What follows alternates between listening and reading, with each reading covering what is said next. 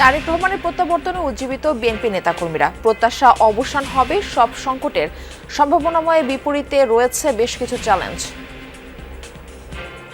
দল একটা শৃঙ্খলার মধ্যে আসবে। আমাদের ভিতর যে কোন্দল আশা করি থাকবে না। রাজনৈতিক সাংগঠনিকভাবে যে আপনার সংগঠন তৈরি করার যে পরিবেশের অভাব ছিল, এটা খুব দ্রুত আপনার একটা কাঠামোর মধ্যে চলে আসবে। সহিংসতার যেই নৃশংস রূপ বাংলাদেশের বর্তমান রাজনীতিতে বিরাজ করছে, এইটির সাথে অ্যাডাপ্ট করাটাই হবে সবচেয়ে বড় চ্যালেঞ্জ। 17 বছর পর বিকেলে বিএনপির প্রতিষ্ঠাতা জিয়াউর রহমানের সমাধিতে যাবেন তারেক রহমান। জাতীয় স্মৃতিসৌধে শ্রদ্ধা জানাবেন বীর শহীদদের প্রতি। ভোটার হবেন কাল। উনি নির্বাচন কমিশনে এসে করবেন, না আসলে সেফটি সিকিউরিটির প্রশ্ন। কারণ আমাদের এটা তো আবার কেপিআই, আমাদের অফিসটারও সেফটি সিকিউরিটির বিষয় থাকে। সারা দেশে বেড়েছে শীতের দাপট। তাপমাত্রা যশোরের সর্বনিম্ন 9 ডিগ্রি সেলসিয়াস রেকর্ড। চাঁদপুরে মেঘনা নদীতে 2 লঞ্চের সংঘর্ষে নিহত 2। ভারতের একাধিক স্থানে বড়দিনের উৎসবে কট্টর হিন্দুত্ববাদীদের হামলা। অনুষ্ঠান স্থলে ব্যাপক ধ্বংসযজ্ঞ, ভাঙচুর করা হয়েছে সান্তা ক্লজের মূর্তিও।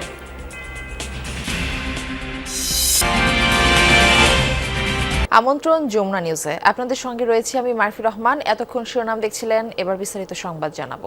তারেক রহমানের অবিস্মরণীয় প্রত্যাবর্তনে উজ্জীবিত বিএনপি ও অঙ্গ সংগঠনের নেতাকর্মীরা। সঙ্গত কারণেই তাদের চাওয়া পাওয়ার ফর্দটাও বেশ লম্বা। তারা চাইছেন তারেক রহমানকে ঘিরে দল ও দলের সব সংকটের অবসান হোক।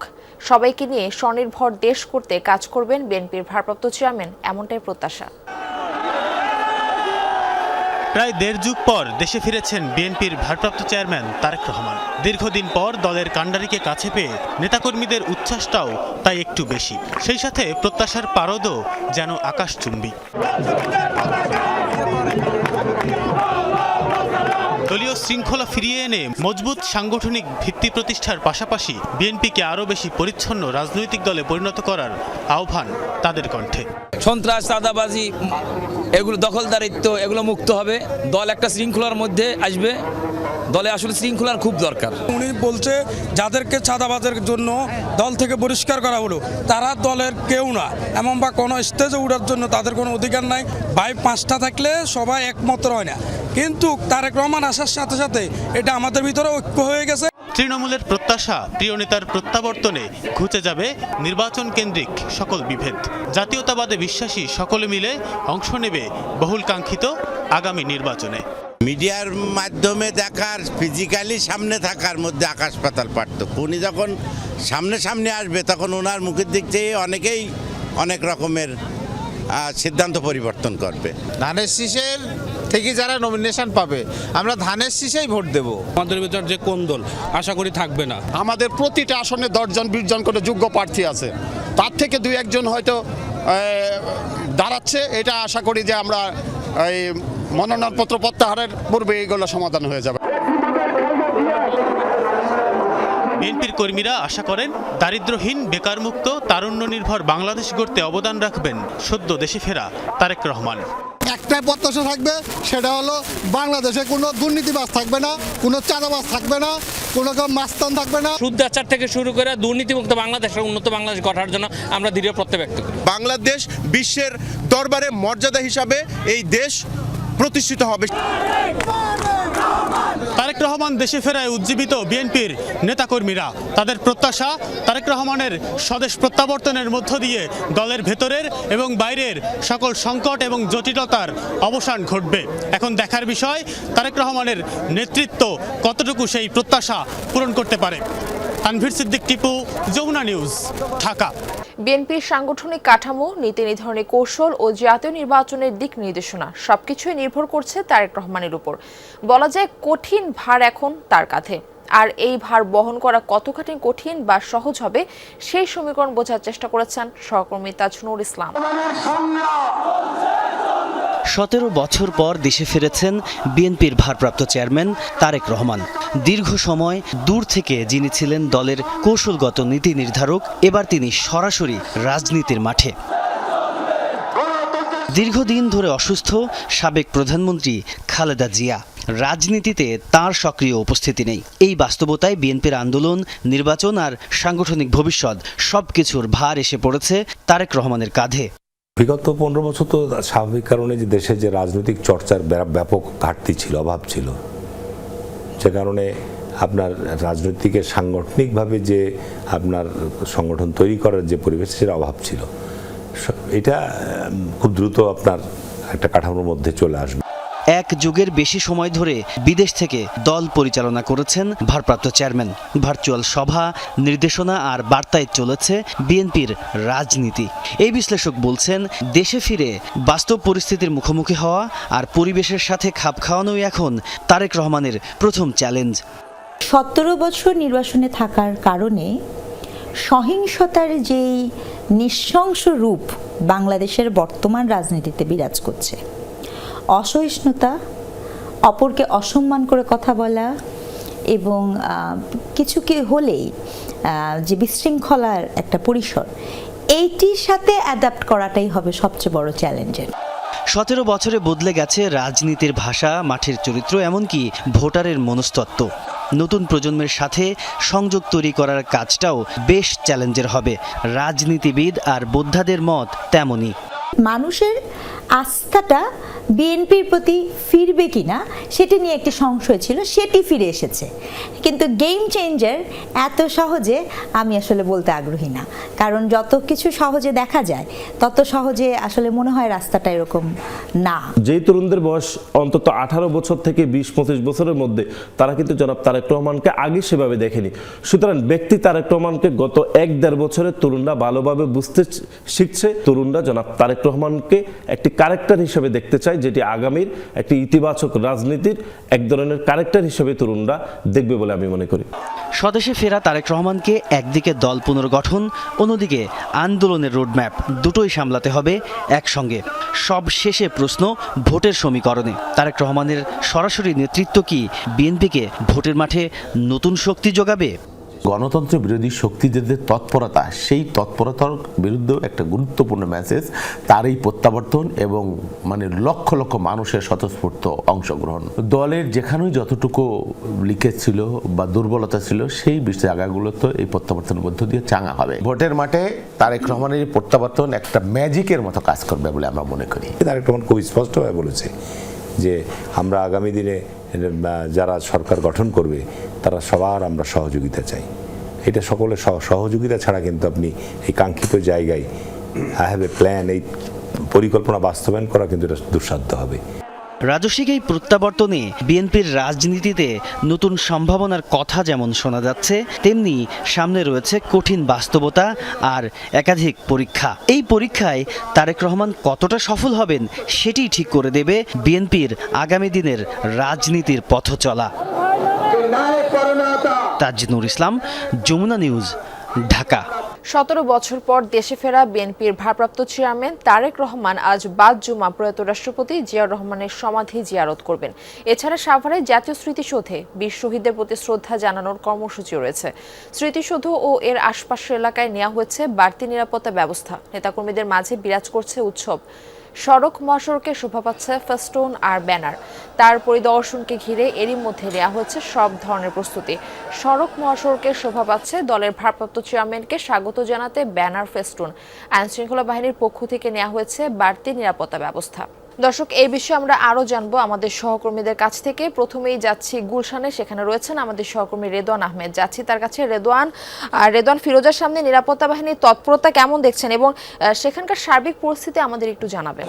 গতকাল রাতের তারেক রহমান 96 নম্বর বাসাতে প্রবেশ করেন এবং তারপর থেকেই কিন্তু গুলশানের এই এভিনিউ জুড়ে নিরাপত্তা ব্যবস্থা বেশ জোরদার করা হয়েছে এবং গাড়ি ঘোড়ার যে চলাচল সেটিও কিন্তু নিয়ন্ত্রণ করা হয়েছে। এখন পর্যন্ত পুলিশ সহ বিভিন্ন বাহিনীর সদস্যরা কিন্তু এই বাসাটি ঘিরে বেশ নিরাপত্তা ব্যবস্থা জোরদার করেছে এবং ঠিক বাসার মূল ফটকের সামনেই যে সবার আগে বাংলাদেশ খচিত যে বাসটি, সেই বাসটিতে করেই মূলত কিছুক্ষণ পরে জুমার নামাজ আদায় করার জন্য বিএনপির ভারপ্রাপ্ত চেয়ারম্যান তারেক রহমান এই বাসাটি থেকে বের হবেন এবং জুমার নামাজ আদায় করার পরপরই কিন্তু তিনি শহীদ রাষ্ট্রপতি জিয়াউর রহমানের যে স্মৃতি মাজার, সেই মাজার জিয়ারতের জন্য যাবেন। সেখানে দোয়া মোনাজাত করবেন এবং এবং তার পরপরই রওনা হবেন সাভারের উদ্দেশ্যে, যেখানে স্মৃতিসৌধে তিনি যাবেন এবং বীর শহীদদের প্রতি তিনি শ্রদ্ধা নিবেদন করবেন। এবং এই পুরো যাওয়ার রাস্তাটিতে আসলে নেতাকর্মীদের ভালোবাসায় তিনি সিক্ত হবেন, কেননা পুরো রাস্তা জুড়েই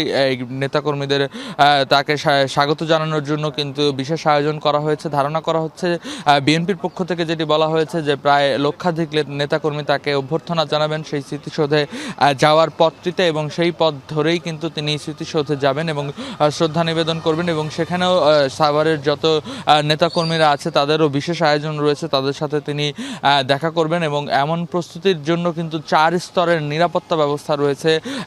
আইনশৃঙ্খলা বাহিনীর পুলিশ, চেয়ারপারসনের ব্যক্তিগত যে সিকিউরিটি ফোর্স CSF সহ বিশেষ নিরাপত্তা ব্যবস্থা নেওয়া হয়েছে। এবং সবগুলো শেষেই কিন্তু কিছুক্ষণের মধ্যেই বলা হচ্ছে যে তিনি গুলশানের একটি মসজিদে যাবেন এবং সেই মসজিদে যাওয়ার পর থেকে কিন্তু তার এই সারাদিন ব্যাপী যে কর্মসূচি সেগুলো কিন্তু শুরু হয়ে যাবে। মারফি। রেদওয়ান, আপনাকে ধন্যবাদ। দর্শক, এ পর্যায়ে আমরা আমাদের আরেকজন সহকর্মীকে যুক্ত করব। মুক্তিযুদ্ধের শহীদদের প্রতি শ্রদ্ধা জানাতে সাভারের জাতীয় স্মৃতিসৌধে যাবেন বিএনপির ভারপ্রাপ্ত চেয়ারম্যান তারেক রহমান। সেখানে রয়েছেন আমাদের সহকর্মী মাহফুজুর রহমান নিপু, যাচ্ছে তার কাছে। নিপু, তারেক রহমানের আগমনকে ঘিরে কি কি প্রস্তুতি নেওয়া হয়েছে, তার নিরাপত্তা ঘিরে আইন শৃঙ্খলা বাহিনীর তৎপরতা কেমন দেখছেন? সকাল থেকে কিন্তু আমরা দেখেছি যাদের রক্ত আর ত্যাগের বিনিময়ে অর্জিত এই বাংলাদেশ, সেই বাংলাদেশের বীর শহীদদের প্রতি শ্রদ্ধা জানাতে সাভারের জাতীয় স্মৃতিসৌধে আসবেন বিএনপির ভারপ্রাপ্ত চেয়ারম্যান তারেক রহমান। তার এই আগমনকে ঘিরে সাভারের গোটা অঞ্চল কিন্তু আজ সাজ রব বিরাজ করছে। স্থানীয় নেতাকর্মী ছাড়াও আইন শৃঙ্খলা রক্ষাকারী বাহিনী তারা বেশ তৎপর রয়েছে। তারা যেটা আমাদেরকে জানিয়েছেন যে এরই মধ্যে কিন্তু গণপূর্ত বিভাগের পক্ষ থেকে স্মৃতিসৌধ এলাকার যে প্রস্তুতি নেওয়ার কথা, অর্থাৎ স্মৃতিসৌধে ধুয়ে মুছে যে একটা পরিষ্কার পরিচ্ছন্ন, তারা কিন্তু এরই মধ্যে সম্পন্ন করেছেন। আর যেটি আইন শৃঙ্খলা রক্ষাকারী বাহিনীর পক্ষ থেকে যেটা আমাদেরকে জানিয়েছেন যে তার আগমনকে ঘিরে সকল ধরনের নিরাপত্তার প্রস্তুতি কিন্তু তারা নিয়েছেন। তারা বলছেন যে তিনি যে পথ দিয়ে আসবেন সেই পথে যেন কোনো ধরনের জটলা সৃষ্টি না হয় কিংবা মানুষের ভোগান্তি না হয়, সেই বিষয়টি মাথায় রেখে কিন্তু ট্রাফিক কন্ট্রোল রুমকে একেবারে ঢেলে সাজানো হয়েছে। অর্থাৎ ট্রাফিকের বিষয়টি তারা বেশ জোরদার করেছেন। এবং আশপাশের এলাকায় এর মধ্যে গত রাত থেকে কিন্তু আমরা দেখেছি পোশাকে, সাদা পোশাকে আইন শৃঙ্খলা রক্ষাকারী বাহিনী নিরাপত্তা কিন্তু বাড়িয়েছে। দেখেছি যে সকালে এবং রাতে কয়েকটি জায়গা থেকে তারেক রহমান ফিরে যেতে পারেন সেই বিষয়টি মাথায় রেখে কিন্তু তারা এর মধ্যে সকল ধরনের প্রস্তুতি তারা নিয়েছেন। আরেকটি বিষয় জানিয়ে রাখি, কিছুক্ষণ আগেই কিন্তু এই অঞ্চলে যারা দায়িত্ব পালন করবেন অর্থাৎ পুলিশ, কিছুক্ষণ আগেই কিন্তু এই অঞ্চলে যারা দায়িত্ব পালন করবেন অর্থাৎ পুলিশ সদস্য, তাদেরকে কিন্তু জেলা পুলিশের পক্ষ থেকে একটি ব্রিফ করা হয়েছে। এবং সেখানে কিন্তু স্পষ্টভাবে জানিয়ে দিয়েছেন যে তারা তাদের যে ধরনের সর্বোচ্চ সতর্কতা সেটি বজায় রাখার জন্য পুলিশ সুপারের পক্ষ থেকে কিন্তু নির্দেশনা দিয়েছেন আইন শৃঙ্খলা রক্ষাকারী বাহিনীর সদস্যদের। নিপু, আপনাকেও ধন্যবাদ আমাদের সঙ্গে যুক্ত হবার জন্য। ভোটার হতে যেসব বাধ্যবাধকতা রয়েছে সেগুলো লঙ্ঘন না হলে তারেক রহমানের ভোটার হতে কোনো বাধা নেই। আইন অনুযায়ী তফসিল ঘোষণার পরও যে কোনো নাগরিককে ভোটার করতে পারে কমিশন। আর প্রার্থী হতে চাইলে 29 ডিসেম্বরের মধ্যে ভোটার হতে হবে। একই সাথে জমা দিতে হবে মনোনয়নপত্র। নির্বাচন কমিশনের সশরীর উপস্থিতির ক্ষেত্রে তারেক রহমানের নিরাপত্তাকে গুরুত্ব দিচ্ছে ইসি। 2008 সালের সেপ্টেম্বরে দেশ ত্যাগে বাধ্য হয়েছিলেন তারেক রহমান। এর পূর্বে তিনি ভোটার ছিলেন, তাহলে বাদ গেলেন কিভাবে? 2008 সালে হুদা কমিশন ছবি ও ফিঙ্গারপ্রিন্ট সহ ভোটার তালিকা প্রণয়ন করে। দেশের বাইরে অবস্থানের কারণে তখন ভোটার হতে পারেননি তারেক রহমান। এখন প্রশ্ন উঠেছে কোন প্রক্রিয়ায় ভোটার বা প্রার্থী হতে পারবেন তিনি। ইতোমধ্যে চূড়ান্ত হয়েছে ভোটার তালিকাও। স্বাভাবিক নিয়ম বা প্রচলিত বিধি অনুযায়ী এখন কেউ ভোটার হতে পারবেন না, কিন্তু ভোটার তালিকা আইন এবং ভোটার তালিকা বিধিমালা অনুযায়ী নির্বাচন কমিশনের সেই ক্ষমতা আছে ভোটের আগের দিনেও কেউ যদি আবেদন করেন কমিশন সভার সিদ্ধান্ত অনুযায়ী তাকে ভোটার করতে পারেন। সেক্ষেত্রে সেই ব্যক্তি প্রার্থী হতে পারবেন না, কারণ মনোনয়ন ফর্ম তুলতে গেলে একটি ভোটার নম্বরের প্রয়োজন হয়। তারেক রহমান যদি মনোনয়নপত্র দাখিলের আগে ভোটার হন এবং মনোনয়নপত্র জমা দেন, সেক্ষেত্রে প্রার্থী হতে তার কোনো বাধা নেই।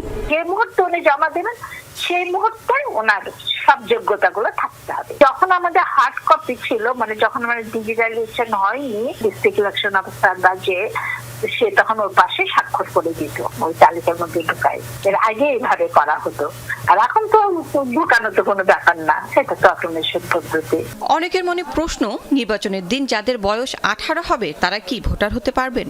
সাধারণের জন্য সেই সুযোগ আছে কিনা? ভোটার তালিকায় অন্তর্ভুক্ত হওয়ার জন্য ইসি নির্ধারিত 31 অক্টোবরের পরে সেই সুযোগ নেই।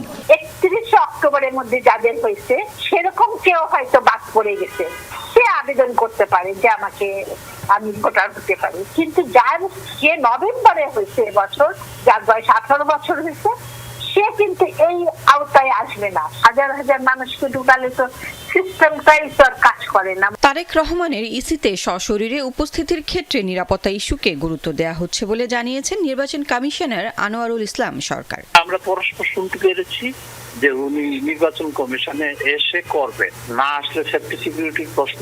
কারণ আমাদের এটা তো আবার কেপিআই, আমাদের অফিসটারও সেফটি সিকিউরিটির বিষয় থাকে অনেক সময়, আর ওনারটা তো আপনারা ভালোই বুঝেন। আর যেহেতু শিডিউল ডিক্লেয়ার হওয়া অবস্থা, সেক্ষেত্রে আমরা সর্বোচ্চ নিরাপত্তার বিষয়টাই আমাদের থাকবে ইনশাল্লাহ। 17 বছরের দীর্ঘ প্রতীক্ষার পর দেশে ফিরেছেন বিএনপির ভারপ্রাপ্ত চেয়ারম্যান তারেক রহমান। তার হাত ধরে সুশাসন, ইতিবাচক রাজনৈতিক পরিবর্তন আসবে বলে প্রত্যাশা জনমনে। Lovely Bithi, Jamuna news, Dhaka. তারেক রহমানের সংবর্ধন অনুষ্ঠান শেষে জুলাই 36 এক্সপ্রেসওয়ের বিভিন্ন স্থানে ছড়িয়ে ছিটিয়ে থাকা ময়লা আবর্জনা স্বেচ্ছাশ্রমে পরিষ্কার শুরু করেছে ঢাকা মহানগর উত্তর বিএনপি। সকালে এসব বর্জ্য সরানোর কাজ শুরু করেছে।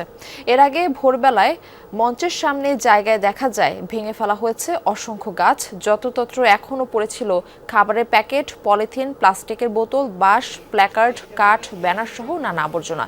এছাড়া সড়ক বিভাজকে থাকা অসংখ্য গাছ নুয়ে থাকতে দেখা যায়। এর বাইরে কাটা পড়েছে মঞ্চের সামনের গাছগুলো। বৃহস্পতিবার রাত 9টার দিকে বিএনপির মিডিয়া সেল থেকে জানানো হয়, তারেক রহমানের স্বদেশ প্রত্যাবর্তন উপলক্ষে জনসমাবেশের কারণে 36 জুলাই এক্সপ্রেসওয়ে, বিমানবন্দর সড়ক ও সংলগ্ন এলাকায় সৃষ্ট বর্জ্য অপসারণ করবে ঢাকা মহানগর উত্তর বিএনপি।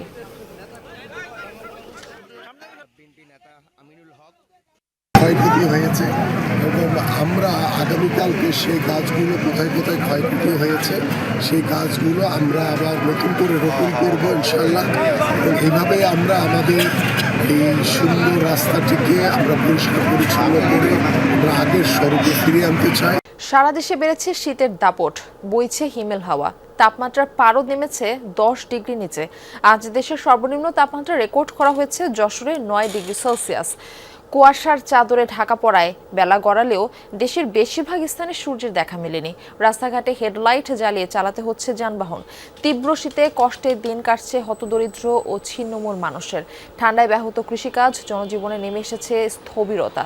ছুটির দিন হওয়ায় কাজ ছাড়া বাড়ির বাইরে যাচ্ছে না কেউ। শীতের সাথে পাল্লা দিয়ে হাসপাতালে বাড়ছে ঠান্ডাজনিত রোগীদের ভিড়, বেশিরভাগই শিশু ও বৃদ্ধ। এদিকে ঘন কুয়াশার কারণে পাটুরিয়া, দৌলতদিয়া ও আরিচা কাজিরহাট নরুটে 9.5 ঘন্টা বন্ধ ছিল ফেরি চলাচল। এতে ভোগান্তিতে পড়েছেন যাত্রীরা। শীত পড়ছে, তা আমরা মাঠে ঘাটে যেতে পারছি না।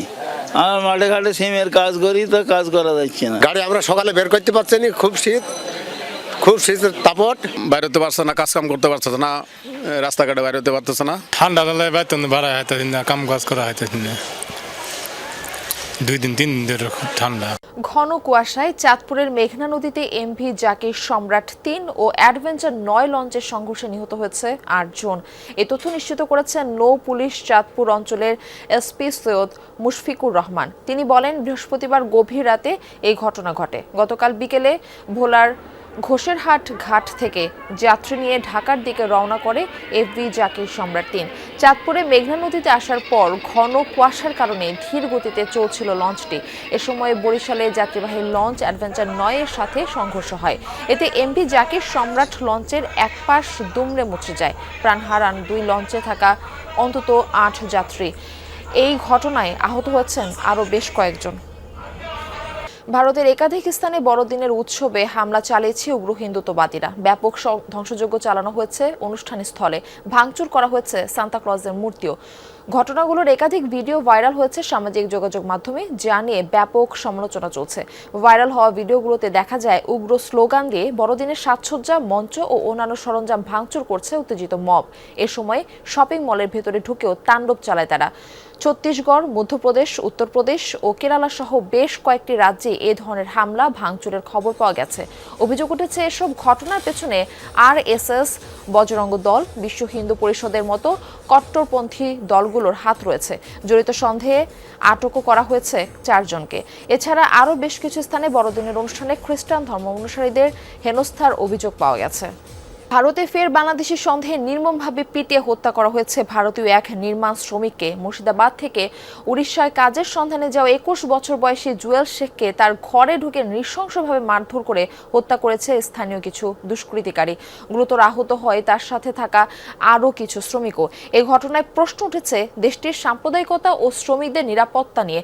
একমাত্র পুত্রকে হারিয়ে শোকের ছায়া নেমে এসেছে জুয়েলের পরিবারেও। কলকাতা থেকে সহকর্মী সুকান্ত চট্টোপাধ্যায়ের পাঠানো তথ্য ছবি নিয়ে ডেস্ক রিপোর্ট। ভারতে আবারও ধর্মীয় ও জাতিগত ঘৃণার বলি হতে হলো নিরপরাধ এক শ্রমিককে।